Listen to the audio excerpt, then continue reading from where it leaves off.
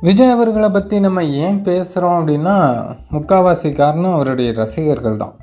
அவருடைய ரசிகர்களை எந்த மாதிரி கேட்டகரியில் சேர்க்கணும் அப்படின்னே தெரியாது. அந்த மாதிரி ஒரு கேட்டகரி. இப்போ இன்றைக்கி சோளிங்கர் ரவி அண்ணாவுக்கு பிறந்த நாள். அவர் ஒரு போஸ்ட் ஒன்று பண்ணியிருக்காரு. என்னுடைய பிறந்த நாளுக்கு வாழ்த்தியவர்களுக்கும் என்னை வாழ வைக்கும் தலைவர் ரஜினிகாந்த் அவர்களுக்கும் நன்றி அப்படின்னு. அதுக்கு கீழே கமெண்ட்டில் ஒரு அணில் என்ன பண்ணியிருக்கு அப்படின்னா, ரஜினி மக்கள் மன்றத்தில் உங்களின் சிறப்பான பணியை நன்கு அறிவேன். நீங்கள் ஏன் தாவேகாவில் இணைந்து செயல்படக்கூடாது?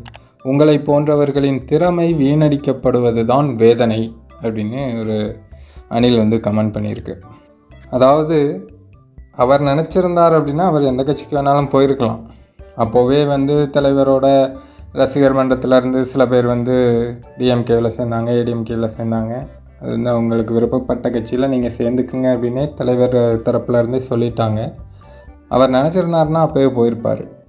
அவர் தலைவரை உயிராக நேசிக்கிறாரு. இப்போ கூட இந்த பதிவில் கூட என்ன சொல்கிறாருன்னா, என்னை வாழ வைக்கும் தலைவர் ரஜினிகாந்த் அவர்களுக்கும் நன்றி அப்படின்னு சொல்லி தலைவரோட காலில் விழுந்த ஒரு புகைப்படத்தையும் பகிர்ந்திருக்காரு சோளிங்கர் ரவி அண்ணா.